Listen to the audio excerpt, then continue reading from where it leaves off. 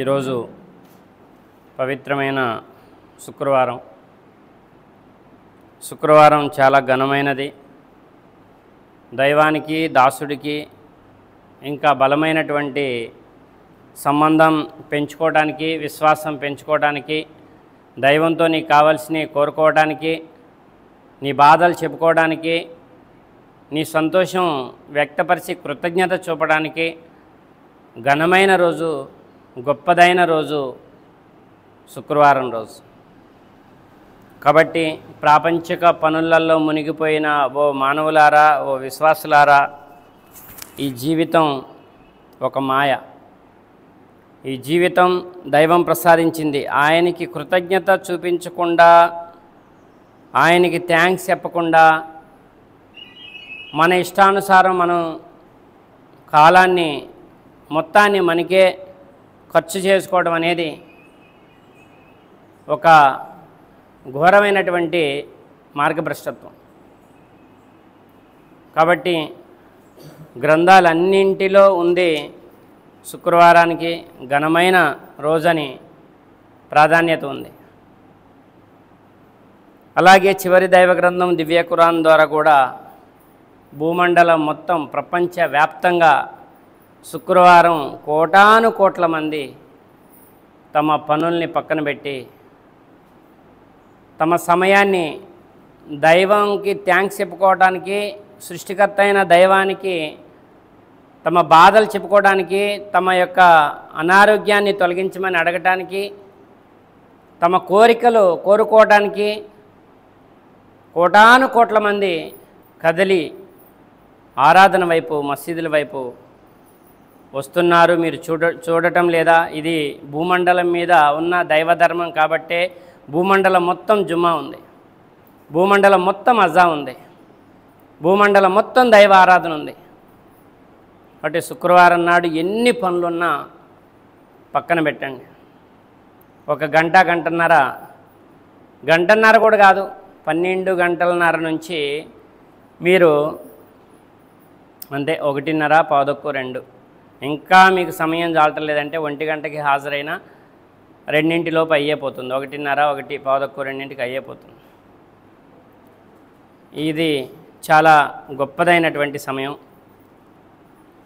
అలాంటి ఆరాధన చేసేటటువంటి అదృష్టాన్ని మీకు, నాకు, అందరికీ, ఇంకా ఎవరైతే దైవాన్ని తెలుసుకోవాలో, ఇంకా దైవ మార్గం మీదకి రావాలనుకుంటున్నారో వారందరికీ సులభతరం చేయమని వారి మైండ్లో ఈ యొక్క ధర్మాన్ని, ఇది ప్రపంచ ధర్మం, ఇది దైవ ధర్మం, ఇది సృష్టి ధర్మం అనేటటువంటి విషయాన్ని వారికి అర్థమయ్యేలా అనుగ్రహించమని ఓ దైవమా, ఓ ఆకాశాలపైన ఉన్న ఆ సర్వశక్తిమంతుడా నీతో వేడుకుంటున్నాం, నీతో దువా చేస్తున్నాం.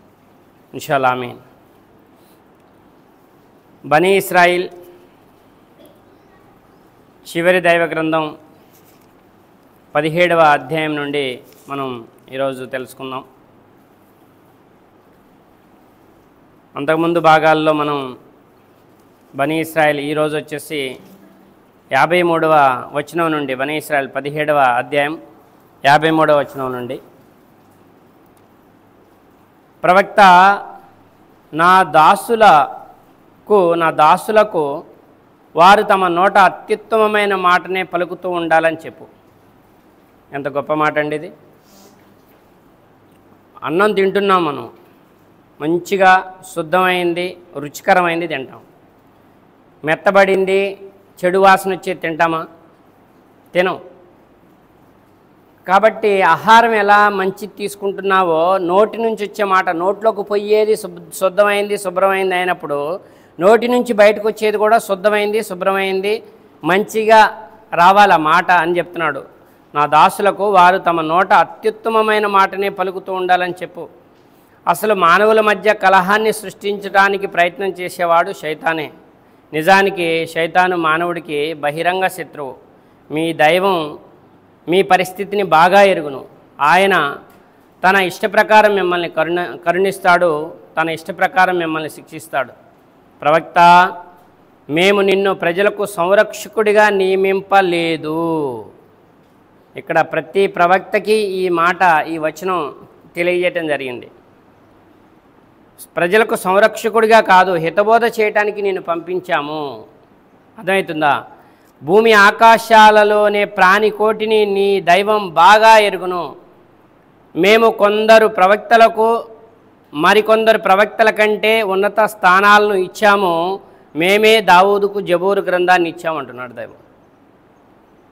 వారితో ఇలాను, మీరు ఈ భూమి ఆకాశాలను సృష్టించిన దైవాన్ని కాదని మీ పనులు నెరవేర్చేవారిగా భావించి ఆరాధించే వారిని పిలిచి చూడండి. అర్థమవుతుందా? పిలిచి చూడండి. వారు మీరు ఏ ఆపదను మరల్చలేరు, మార్చను లేరు అంటున్నాడు. అంతకుముందు మాటల్లో మనం 2-3 సార్లు గుర్తు చేసుకున్నాం. బండి మీద పోతున్నాము, భార్యని ఎక్కించుకొని ఉన్నాడు, వెనక బయ్యన వెళ్తున్నాడు. ఇక్కడ ఈ మూల మీదను ఈ మెయిన్ రోడ్డు, ఈ కాలనీ నుంచి మధుర మెయిన్ రోడ్డు ఎక్కే కాడనో, లేకుంటే అక్కడ ఖమ్మం పోయే రోడ్డు బస్టాండ్ టర్న్ తిరిగే కాడనో రయ్యన కారు అంద మీద వచ్చింది. వీళ్ళిద్దరూ బండి మీద పోతున్నారు. దగ్గరకు వచ్చి టచ్ కాబోయింది, కింద పడ్డారు ఇద్దరు. కానీ ఏం కాలేదు. కానీ ఆ సమయంలో దేవుడా, ఆ ప్రాణం పోయే సమయం అయినప్పుడు దేవుడా అని అంటారు పైకి చూసి. అప్పుడు నువ్వు పెట్టుకున్న భూమి మీద అన్నీ మర్చిపోతావు. అదే చెప్తున్నాడు ఇక్కడ. ఏ ఆపదను మరల్చలేరు. నీ ఆయుష్ ఒకటి ఫిక్స్ చేశాడు దైవం. ఎప్పుడు నువ్వు భూమి మీదకి రావాలి, నువ్వైనా నేనైనా, ప్రతి మానవుడు 800 కోట్ల మంది జనాభా సుమారుగా ఈ భూమి మీదకి ఎప్పుడు రావాలి, ఎన్నాళ్ళు ఉండాలి, ఎప్పుడు మరణించాలనేది డిసైడ్ చేసేసాడు ఆయన. ఆ మరణ సమయం వరకు ఎన్ని ఆపదలైనా ఆయనే నీకు తప్పిస్తాడు. అర్థమవుతుందా? నువ్వు చెరువులో ఉన్నా, అడవిలో ఉన్నా, రోడ్డు మీద ఉన్నా, ఎడారిలో ఉన్నా, ఎక్కడున్నా సరే, సముద్రంలో ఉన్నా, నీకు ఆపద ముంచుకొని వచ్చింది, నువ్వు చచ్చిపోతావేననే భయం నీకు కలిగింది. ఆ చచ్చిపోతాననే భయం కలిగినప్పుడు నువ్వు భూమి మీద నువ్వు అప్పటిదాకా పెట్టుకుని ఎన్ని మర్చిపోయి నువ్వు ఎవరి దగ్గరికి పోవాలో ఆయన మాత్రమే నీకు గుర్తొస్తాడు, ఇంకొకరు గుర్తురారు. నీ ఏ ఆపదను మరల్చలేరు, మార్చను లేరు, గుర్తుపెట్టుకుంటున్నాడు ఆయన. ఈ ప్రజలు మొరపెట్టుకుంటున్న వారే స్వయంగా తమ దైవ సాన్నిధ్యాన్ని పొందడానికి మార్గాన్ని వెతుకుతున్నారు. ఒకరితో ఒకరు పోటీ పడుతున్నారు. వారు ఆయన కారుణ్యాన్ని ఆశిస్తున్నారు. ఆయన శిక్షకు భయపడుతున్నారు. నిజానికి నీ దైవం శిక్షే భయపడదగినటువంటిది అంటున్నాడు. ప్రవక్తలందరూ ఆయనకి మొరపెట్టారు. మనం ఏం చేస్తున్నాం? భూమి మీదకి వచ్చినటువంటి ప్రవక్తలు దైవం ఒక్కడే అని తెలియజేసి దైవాన్ని ఆరాధిస్తూ తమ శిష్యులు కూడా దైవాన్నే ఆరాధించమని చెప్పినటువంటి ప్రవక్తల్ని, యుగ పురుషుల్ని, ఋషీశ్వరుల్ని దేవుడి ప్లేస్లో పెట్టేసి వీళ్ళనే మనం దేవుళ్ళని భ్రమిస్తున్నాం. కానీ వాళ్ళు ఎవరైనా సరే, మీరు చూడండి, ఎవరైనా, ఏ యుగ పురుషుడైనా, ఏ ప్రవక్త అయినా, ఏ ఋషీశ్వరుడైనా నేను దేవుణ్ణి, నన్ను ఆరాధించండి అనే మాట వారి నోటి నుంచి చెప్పారా? ఎక్కడైనా గ్రంథాధారం ఉందా ఆ మాట చెప్పినట్టు? ఏ యుగ పురుషుడు చెప్పలా, ఏ ప్రవక్త చెప్పలా. దైవాన్ని పరిచయం చేయడానికి మాత్రమే వారు పంపబడ్డారు. ఆ దైవంచే, ఆ దైవమే వారిని పంపించాడు. కాబట్టి ఇక్కడ మనం తెలుసుకోవాల్సిన విషయం ఏంటంటే, ఆ దైవంతో సరిసమానులు ఎవరు లేరు. లా అంటే లేరు, ఇలా అంటే ఆరాధ్యులు, ఇల్లల్లా అంటే అల్లా తప్ప, అల్లా అంటే అరబీ భాష. ఆ దైవం తప్ప ఆరాధనకి అర్హమైన వాళ్ళు ఈ భూమి ఆకాశాల్లో ఇంకొకళ్ళు ఎవరూ లేరు. ముహమ్మద్ సల్లల్లాహు అలైహి వసల్లం వారు ఇదే విషయాన్ని మక్కాలో ఆయన ఫస్ట్ ఒక్కడిగా, ఆయనకి ప్రవక్త పదవి 42వ సంవత్సరం 41వ సంవత్సరంలో హీరా కొండ గుహలో ఆయన దైవధ్యానం చేస్తూ ఉన్నాడు. దైవధ్యానం చేస్తూ ఉంటే ఆయన దగ్గరికి దైవదూతను పంపించాడు. సృష్టికర్త అయినటువంటి దైవం అల్లా సుబ్హానహు వ తఆలా అంటే, అల్లా అంటే మళ్ళీ సాయిబుల్ దేవుడి గురించి మీరు చెప్పుకున్నారనేదే మీకు అర్థం కావాలి. అల్లా అంటే సాయిబుల్ దేవుడు కాదు, అది అరబ్బీ భాషలో ఆ దైవాన్ని అల్లా అంటారు. ఆ దైవం పంపించాడు ఎవరిని? జిబ్రీల్ అమీన్ దైవదూతని. ఆ ప్రవక్త ముహమ్మద్ సల్లల్లాహు అలైహి వసల్లం గారి దగ్గరకు వచ్చి ఆ దైవదూత అంటుంది, ఇక్రా బిస్మి రబ్బికల్లజీ ఖలకల్ ఇన్సాన మిన్ అలక్ ఇక్రా వరబ్బుకల్ అక్రమ్. ఈ 3 మాటలు తీసుకొని వచ్చింది. మొట్టమొదట చదువు, సర్వాన్ని సృష్టించిన నీ దైవం పేరుతో. సాయిబుల్ దేవుడి పేరుతో చదవమని అనలే, అరబ్బుల్ దేవుడితో చదవమని చెప్పలే, మొహమ్మదీల దేవుడితో చదవమని చెప్పలే. సర్వాన్ని, భూమి నుంచి ఆకాశం వరకు, భూమి పైన, ఆకాశం కింద, ఆకాశం పైన, భూమి పైన ఉన్న సర్వం సృష్టించింది ఒకే ఒక్క దైవం. ఆయన పేరుతో నువ్వు చదువు అని అంటే ఆయన అంటున్నాడు, నాకు చదవటం రాదు. తెలుసు దైవానికి తెలుసు, కానీ జనాలకి ఈ మాట తెలియజేయటానికి, ఎందుకంటే ఆయనకి చదువు వచ్చిందనుకో ఆయనే రాసుకున్నాడు గ్రంథం అంటారు, నిందలేస్తారు, ఆ యొక్క అరబ్బు ప్రజలు నమ్మరు అనేటటువంటి విషయం ప్రజలందరికీ, చదువుకున్న వాళ్ళకి, విజ్ఞానవంతులకి, జ్ఞానవంతులకి, చదువుకున్న వాళ్ళకి అర్థం కావాలని. ఒక చదువు రాని వ్యక్తిపై, ముహమ్మద్ సల్లల్లాహు అలైహి వసల్లం వారిపై దైవం ఒక గ్రంథం ఇస్తే అది ప్రపంచవ్యాప్తంగా విస్తరించబడింది అంటే ఒక మానవుడికి సాధ్యమయ్యే విషయం కాదు. ఇది అతిపెద్ద సూచన, ఇది అతిపెద్ద సూచన. పూర్వ గ్రంథాల్లో, దీనికి ముందు పూర్వ గ్రంథాల్లో కూడా ఉంది, నేను ఇస్మాయిల్ సంతానాన్ని దీవిస్తాను, ఇసుక రేణువుల వలె, ఆకాశంలో నక్షత్రాల వలె వారిని విస్తరింపజేస్తాను అనేటటువంటి విషయం పూర్వ గ్రంథాల్లో ఉంది. ఈయనని ప్రవక్తగా నియమిస్తాను అనేటటువంటి విషయం కూడా పూర్వ గ్రంథాల్లో ఉంది. చివరిగా వచ్చేది ముహమ్మద్ సల్లల్లాహు అలైహి వసల్లం గారే ప్రవక్త అని. కాబట్టి అక్కడ ఫస్ట్ ఆ వ్యక్తికి, ముహమ్మద్ సల్లల్లాహు అలైహి వసల్లం గారికి సందేశం అందించడం జరిగింది. సరే, అక్కడ కొన్ని సిచ్యువేషన్లు జరిగినాయి. ఆ దైవదూత ముందు ఎంత ఉందయా అంటే జాగ్రత్తగా ఏనండి. ఆ దైవదూత భూమి నుంచి ఆకాశం అంతెత్తు ఒక్కొక్క వైపు 500 రెక్కలు పరుచుకొని ఉంది. ఈయనకి ఏం అర్థం కావట్లే. ఒక్కసారిగా అంత పెద్ద ఆకారాన్ని చూసి భయకంపితుడైపోయాడు. అప్పుడు ఆ యొక్క ఆకారం మొత్తం తగ్గించుకొని దైవాజ్ఞ మేరకి ఈయన ఎత్తులోకి అది దైవదూత తగ్గిపోయి ఈయన్ని ఆలింగనం చేసుకొని, నీకు ప్రవక్త పదవి ఇచ్చాడు దైవం.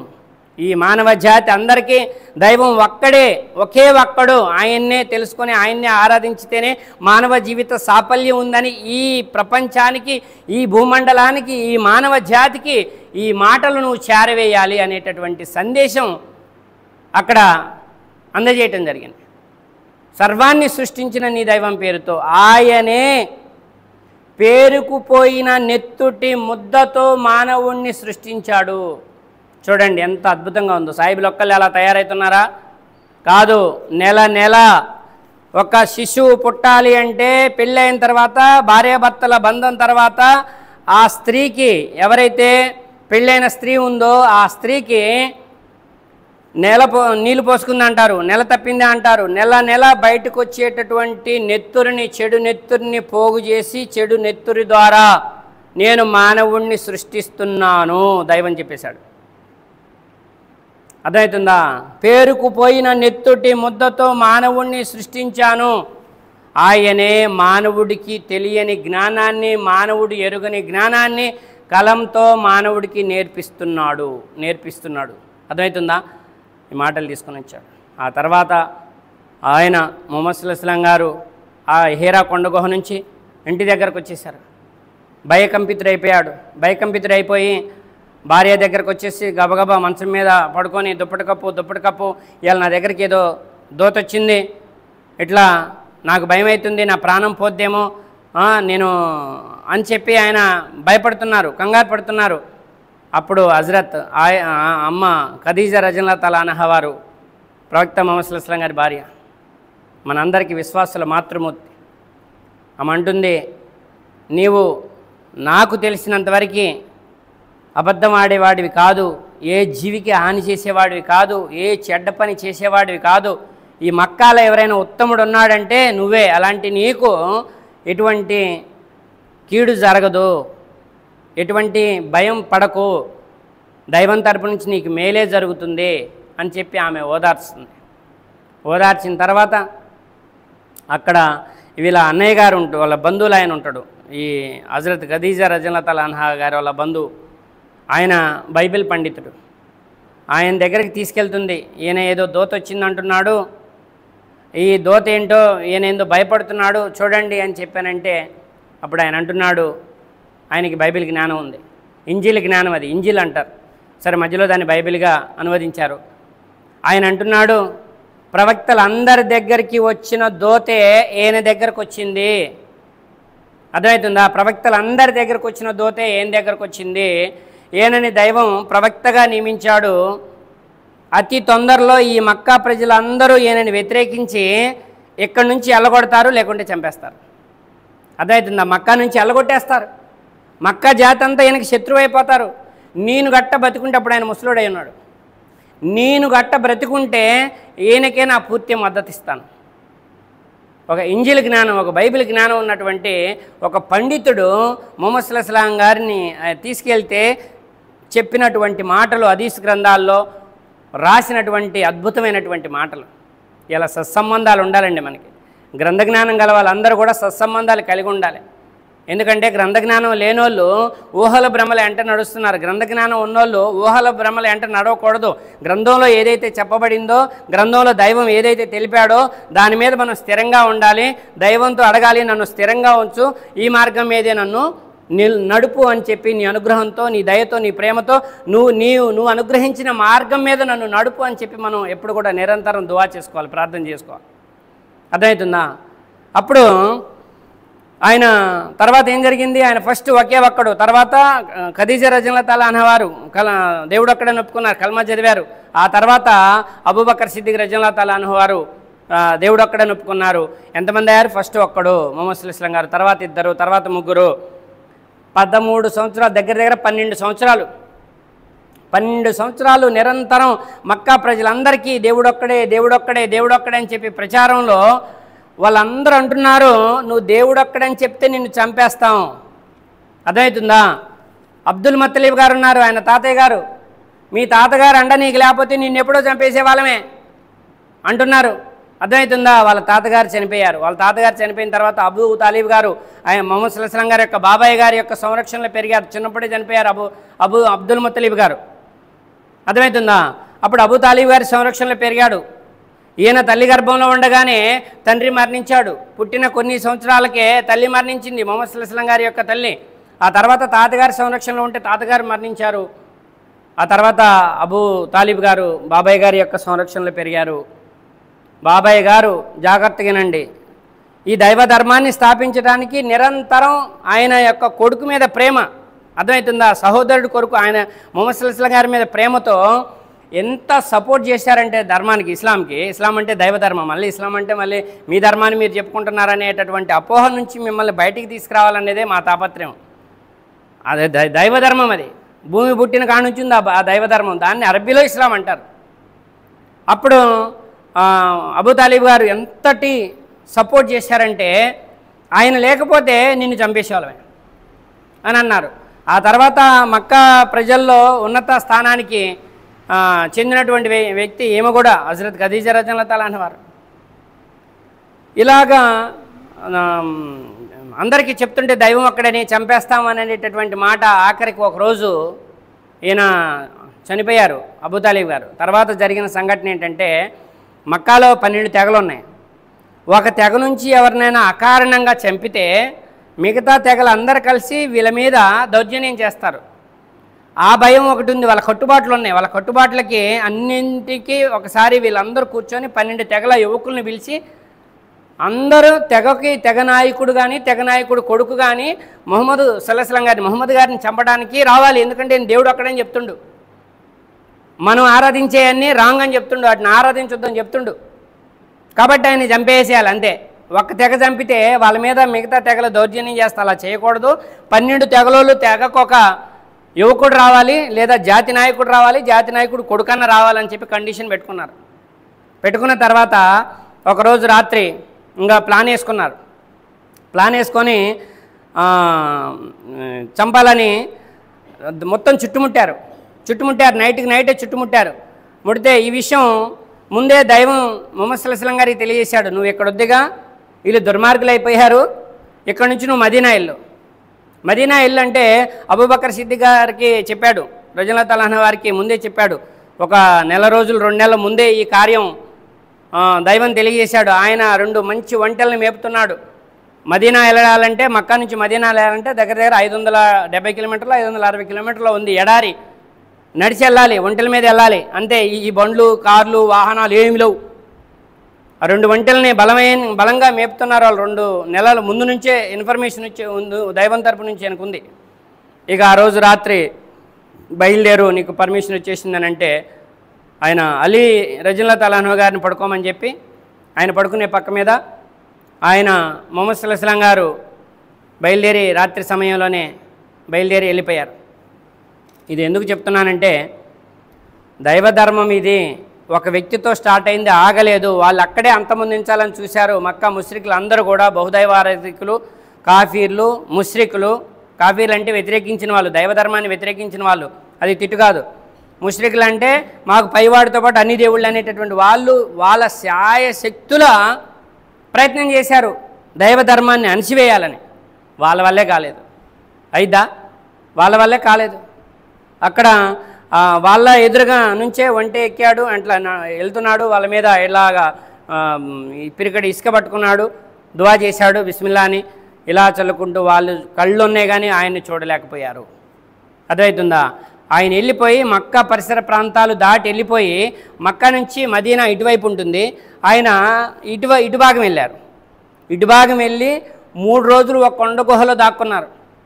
దైవ ధర్మాన్ని అణిచివేయాలని చెప్పి కుట్రదారుల యొక్క కుట్రల్ని దైవం ఎలా తిప్పికొట్టాడో చూడండి. దక్షిణ భాగానికి వెళ్ళిపోయారు. దక్షిణ భాగానికి వెళ్ళిపోయి అక్కడే ఒక కొండ గుహలో దాక్కున్నారు. ఒక కొండ గుహలో, దాని హూర్ అనే గుహ ఉంటుంది, సారీ, ఆ కొండ గుహలో 3 రోజులు దాక్కున్నారు. 3 రోజులు వెళ్ళిపోయాడు. ఈ అలీగారిని పట్టుకున్నారు వీళ్ళు. తెల్లారు వచ్చింది, ఇంక చంపుదామని దగ్గరకు వచ్చేసరికి దుప్పట్లు లాగేసరికి అలీగారు, ఇక్కడ మహమ్మద్ గారు ఉండాలి కదా ఏడి అని అంటే, నాకేం తెలుసు, నేను ఇక్కడ పడుకున్నాను. ఆయన్ని కొట్టారు. ఆయన కొడితే ఆయన వదిలేశారు. ఏమో నాకు తెలియదని అని చెప్పేశాడు. ఆయన వెళ్ళిపోయాడని చెప్పాడు. వెళ్ళిపోతే ఆ 12 తెగల నాయకులు, సర్దార్లు, వీళ్ళందరూ జమీందారులు ఒక బహుమానం ప్రకటిస్తున్నారు చూడండి. ఎవరైనా మొహమ్మద్ గారిని సల్లల్లాహు వారిని, మనం సల్లల్లాహు అంటాను, వాళ్ళు అనరు కదా, మొహమ్మద్ వారిని చంపి తీసుకొస్తే, ఆయన తలని తీసుకొచ్చినా, ఆయన తీసుకొచ్చినా, బంధించి తీసుకొచ్చినా 100 ఒంటెల బహుమానం అని చాటింపేసేశారు.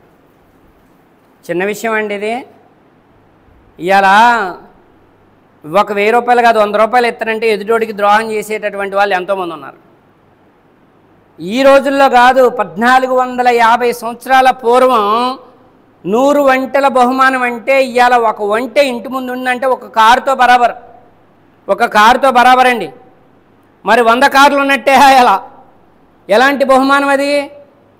100 ఒంటెల బహుమానం, 100 ఒంటెల బహుమానం. మొహమ్మద్ సల్లల్లాహు అలైహి వసల్లం గారిని పట్టి బంధించి తీసుకొచ్చినా, ఆయన తల తీసుకొచ్చినా 100 ఒంటెల బహుమానం అని ప్రకటించారు. ప్రకటించేసరికి అందరు బయలుదేరిపోయారు. చిన్న చితక మొత్తం యువకులు, రౌడీలు మొత్తం అందరు బయలుదేరారు. ఆయన పట్టించి తీసుకొస్తే ఎంత బహుమానం? ఎంత? 100 ఒంటెల బహుమానం. మాటలా అందరు బయలుదేరి వెళ్ళిపోయి మొత్తం ఎతుకుతున్నారు. మొత్తం చుట్టుపక్కల ఆయన ఇటు పోతారు, గ్యారెంటీకి మదీనానే పోయి ఉంటాడు. వాళ్ళకి తెలుసు అనమాట, గ్యారెంటీకి మదీనా. అందరు చూపులు ఇటువైపు ఉన్నాయి. కానీ ఆయన ఎటు వెళ్ళారు? వారి దృష్టిని మరల్చడానికి హిక్మత్ అంటారు. ఇది హిక్మత్, దైవం ఇచ్చాడు. ఇటువైపు నడిచాడు. అక్కడ హూర్ అనే కొండ గుహలో 3 రోజులు దాక్కున్నాడు. అక్కడికి కొంత తెలివిగల్లోళ్ళు ఉంటారు కదా, అతికి తెలివిగల్లోళ్ళు, కొంచెం మితిమీరి తెలివిగల్లోళ్ళు ఇటువైపు కూడా ఎతికారు. కొండ గుహ దగ్గరికి వచ్చారు. గుహ దగ్గరకు వచ్చేసి ఈ గుహలో ఉంటాడేమో చూద్దామని చెప్పి ఆ పైనుంచి కిందకి దిగారు గుహలో లోపలికి పోవటానికి. అప్పటికప్పుడు దైవం ఒక సాలీడికి ఆజ్ఞ వేశాడు. ఆ సాలీడ్ అమ్మటే బూజు బరా బూజు అల్లేసింది. బూజు అల్లేసేసరికి ఆ మొహమ్మద్ సల్లల్లాహు అలైహి వసల్లం గారు స్థిమితంగా ఉన్నాడు. ఏం కాదు, మనకి తోడుగా దైవం ఉన్నాడు, అల్లా ఉన్నాడు, నువ్వేం గాబరా పడకో, నువ్వేం కంగారు పడకో అని అంటున్నాడు అబూబకర్ సిద్దిక్ రజియల్లాహు తఆలా అన్హు వారితోని. అక్కడ ఈయన మరి ఏమో వచ్చాడు, అడుగులు సప్పుడు వినపడుతుంది, వచ్చారు, మనం దొరికిపోయాము అని అంటున్నారు. లేదు, అలా ఎన్నటికీ జరగదు. అప్పుడు ఆ సాలీడు బూజు అల్లేసరికి వాళ్ళు వచ్చి గుహ లోపలికి రాబోయేసరికి బూజు అల్లింది సాలీడు. అల్లా ఆజ్ఞ మేరకి, దైవాజ్ఞ మేరకి సాలీడు బూజు అల్లేసరికి వాళ్ళకు ఒక ఆలోచన వచ్చింది. గుహలోకి వారని పోతే బూజు తుడుచుకొని పోద్ది కదా, కాబట్టి ఎవరు పోలేదని నిర్ధారించుకొని ఆడ నుంచి వెనక్కి తిరిగి వెళ్ళిపోయారు వాళ్ళు. ఆ గుహలో ఇంకొక సంఘటన జరిగింది. ఆ గుహలో ఇంకొక సంఘటన ఏం జరిగిందంటే, ఆయన మొహమ్మద్ సల్లల్లాహు అలైహి వసల్లం గారు ప్రయాణం గుహలోకి వెళ్ళిన తర్వాత మొత్తం గుహ అంతా శుభ్రం చేసిండు అబూబకర్ సిద్దిక్ రజియల్లాహు తఆలా అన్హు వారు. శుభ్రం చేసి అన్ని కన్నాలు ఉన్నాయి. ఆ కన్నాలలో తన ఒంటి మీద ఉన్న చొక్కా తీసి మొత్తం అన్ని కన్నాలకు పెట్టేసి, ఒక కన్నం ఇంకా మిగిలింది, ఆయన దగ్గర ఇంక లేవు, చొక్కా తీసేసాడు, అయిపోయింది. మొహమ్మద్ సల్లల్లాహు అలైహి వసల్లం గారు అంటున్నాడు, మన ప్రయాణం ఎక్కువ ఉంది, నేను అలసిపోయాను ఈ టెన్షన్ వల్ల అని ఆయన కాలు మీద, తొడ మీద ఇట్లా తలబెట్టి పడుకొని నిద్రపోయారు. నిద్రపోయేసరికి ఈ ఒక కన్నానికి చేయడ్డం పెట్టాడు కదా ఆయన అబూబకర్ సిద్దిక్ రజియల్లాహు తఆలా అన్హు వారు. ఆ లోపల నుంచి ఏదో పురుగు కుట్టింది, ఏదో కరిసేసరికి ఆయనకు మంట బాగా ఎక్కువైపోయింది. మంట ఎక్కువైపోయి ఈయనేమో పడుకున్నారు మొహమ్మద్ సల్లల్లాహు అలైహి వసల్లం గారు. ఆయన నిద్ర లేపొద్దు అనుకుంటున్నారు. నిద్ర లేపొద్దు అనుకుని అలానే భరిస్తున్నారు. ఆ మంట ఎక్కువైపోయి కళ్ళమ్మటి నీళ్లు గారుతూ కంటిలో నుంచి నీళ్లు కారి ఆయన ముఖం మీద పడ్డాయి. మొహమ్మద్ సల్లల్లాహు అలైహి వసల్లం గారి ముఖం మీద పడితే ఒక్కసారి దిగులు వేసి అబూబకర్ ఏమైందని అన్నారు. అంటే ఏదో కరిచింది నాకు, అల్లాహ్కి అర్పితం, నా యొక్క ప్రాణం నా యొక్క సంతానం అంతా అల్లాహ్కి అర్పితం, నాకేదో అయిపోతుంది మొహమ్మద్ సల్లల్లాహు అలైహి వసల్లం గారు అంటే అప్పుడు ఆయన తన ఉమ్మిని తీసి బిస్మిల్లా అని దువా చేసి ఆ కరిసిన కాడ ఆ లాలాజలాన్ని పెట్టడం జరిగింది.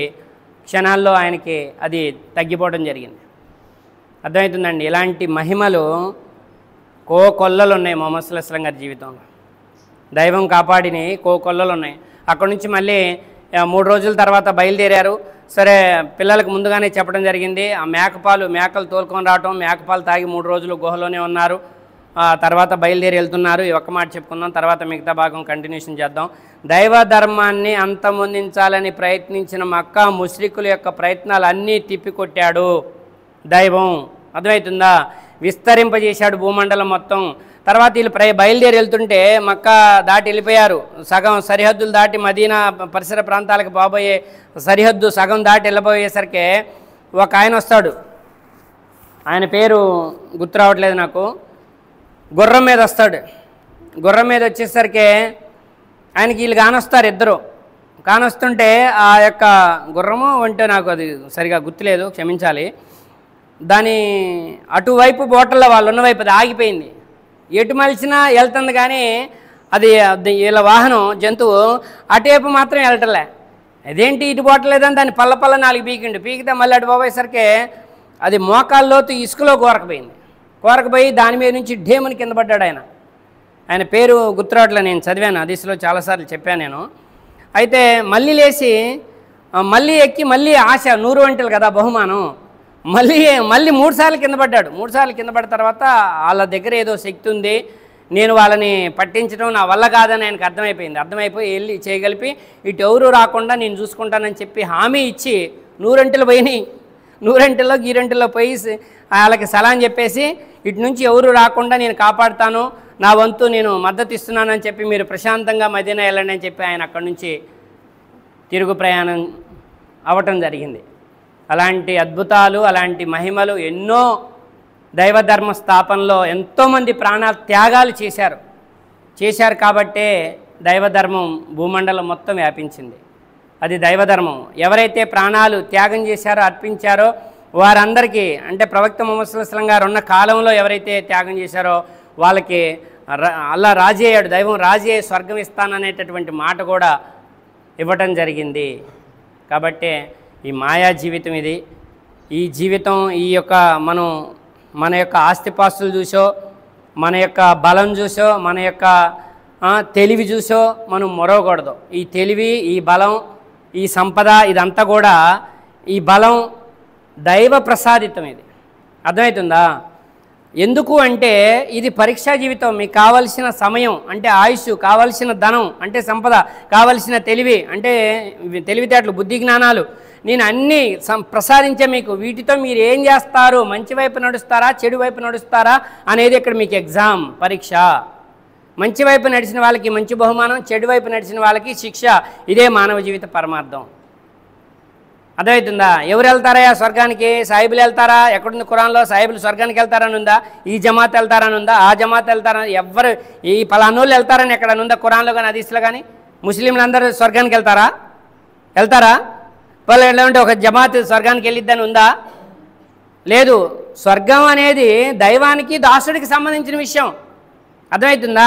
ఎవరైతే ఈ భూమి ఆకాశాలను సృష్టించి నన్ను కూడా సృష్టించి భూమి ఆకాశాలని నడిపిస్తూ నన్ను కూడా నడిపిస్తున్నవాడు ఒకే ఒక్కడైన పైన ఉన్నాడని తెలుసుకొని ఎవరైతే ఆయనకి భయపడి పాపాలు చేయకుండా, చెడ్డ పనులు చేయకుండా మంచి పనులు చేస్తారో వారికి ఆఖిరత్ రోజు, తీర్పు దినం రోజు, ప్రళయం రోజు ఏ బాధ ఉండదని వారికి చెప్పండి.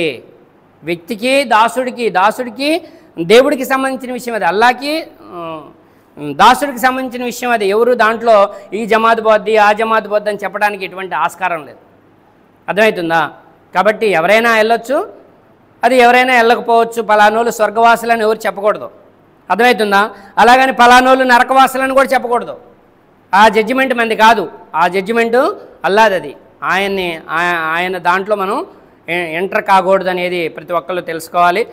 మనం హితబోధ చేయటం వరకే నీ పని అని మొహమ్మద్ సుల్లాం గారికి చెప్పాడు. కాబట్టి మనం కూడా అందరం కలిసిమెలిసి ఉండాలి, గ్రంథాలన్నీ నమ్మాలి, ప్రవక్తలు అందరినీ ప్రేమించాలి, దైవ ధర్మాన్ని స్థాపించాలి, దైవ ధర్మాన్ని ప్రచారం చేయాలనేదే మన మీద పెట్టినటువంటి బాధ్యత. ఈ బాధ్యతలో మన అందరినీ మరి సఫలీకృతం చేయమని అల్లాహ్తో దువా చేస్తున్నాను. ఆమీన్. వాకిద్ అల్హమ్దులిల్లాహి రబ్బిల్ ఆలమీన్. అస్సలాము అలైకుం వరహ్మతుల్లాహి వబరకాతుహు.